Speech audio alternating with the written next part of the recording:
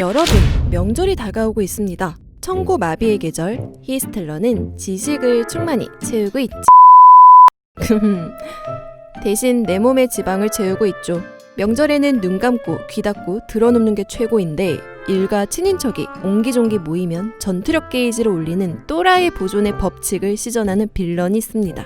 집집마다 다르지만 365일 바쁜 데일리 라이프에서 잊고 지내던 유교 관습이 갑툭튀하면서 조선시대로 돌아가 각자의 포지셔닝과 캐릭터를 잡기도 합니다.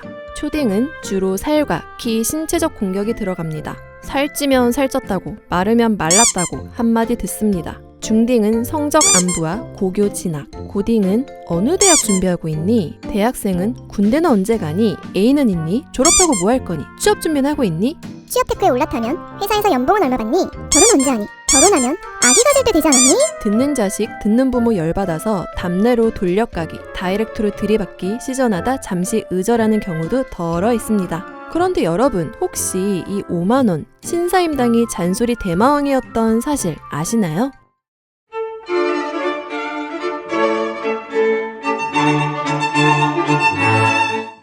현재 심사임당에 대한 잘못된 이미지 메이킹에는 미디어의 역할이 큽니다. 한국은행이 5만원권을 발행할 당시 낸 보도자료 중 참고 자료의 인물 주요 업적을 살펴보면 살인파 집안에서 태어난 사임당은 각별한 훈도를 받아 어려서부터 부모에 대한 효성이 지극하고 자수와 바느질 솜씨가 뛰어났으며 남편 이원수를 격려하여 벼슬길로 나아가게 하고 항상 정도를 걷도록 내조하는 등 사랑과 엄격한 교육으로 자식들을 모두 훌륭하게 길렀다. 고 설명합니다. 각종 미디어 매체가 설명하는 그녀의 모습은 남편 서포트, 자식 서포트, 예술적 소양 발휘 정도에 머물러 있습니다.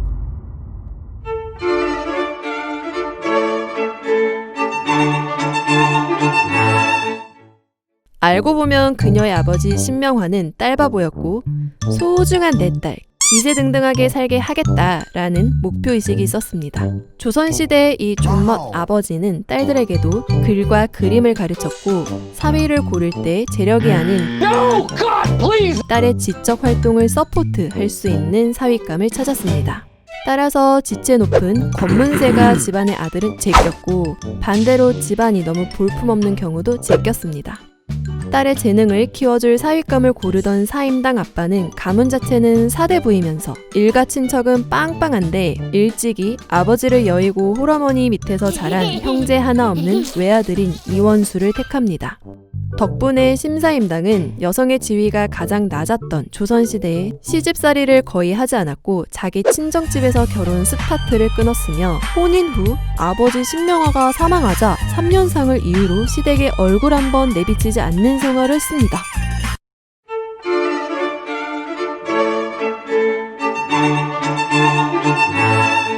국가에서 정책적으로 심사임당을 현모양처 이미지로 우리에게 각인시켰는데 시대는 조선 19대 왕 숙종. 숙종은 왕권 강화를 위해 정치판을 180도 엎치락뒤치락하는 환국 정치를 시전하고 있었습니다.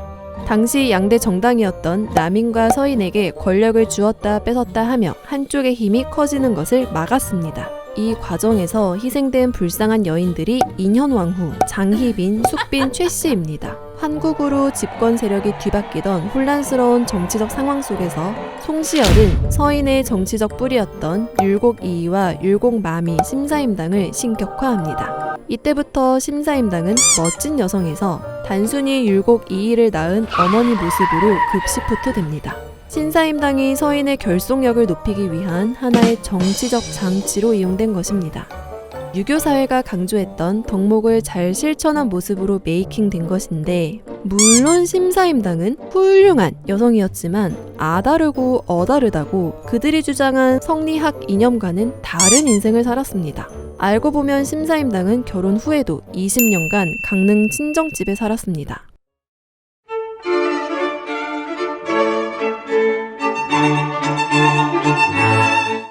일제시대 일본은 식민지였던 조선의 지원병과 징병제를 실시하면서 조선 여성들에게 국가주의적 여성의 모습을 선동하기 시작했습니다.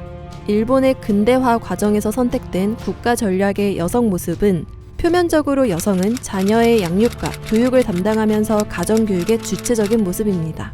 그러나 일본이 실제로 굴린 짱돌머리는 침략 전쟁 시 군사력을 확보하기 위한 이상적인 여성의 모습을 주입시킨 것입니다.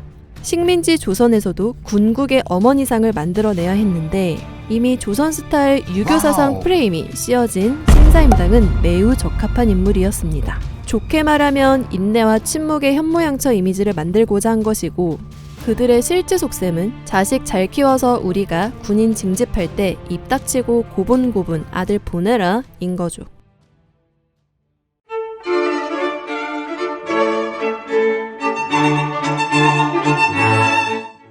박정희 정권은 민족의 주체성 확립과 국가를 이끌어갈 이데올로기를 만드는 과정에서 국가의 영웅으로 추앙될 인물들 중에 신사임당을 포함시켰습니다. 일제감정기부터 내려온 신사임당의 이미지는 이미 국민 머릿속에 뿌리 깊게 자리 잡았고 때문에 1960년부터 1990년대까지 신사임당은 천편일률적으로 어진 어머니, 착한 아내이자 자기개발까지 한 완벽한 여인으로 평가됩니다. 아니 뭐 결과적으로는 얼추 맞긴 한데 사실 신사임당은 남편이 과거 공부를 게을리하면 가위로 자신의 머리카락을 자르며 절에 들어가 비구니가 되겠다고 협박도 하고 과거에 급제할 때까지 남편을 10년 동안 절에 보냈고 죽음을 앞두고 남편에게 다른 여자와 혼인하지 말라는 요구를 하며 조선시대인 것을 감안하면 상당히 파워풀한 여성이었습니다.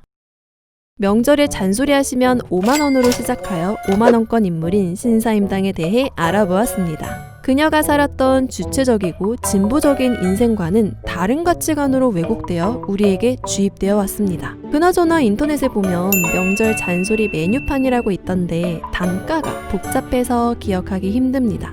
그냥 심플하게 잔소리 한마디에 5만원 주세요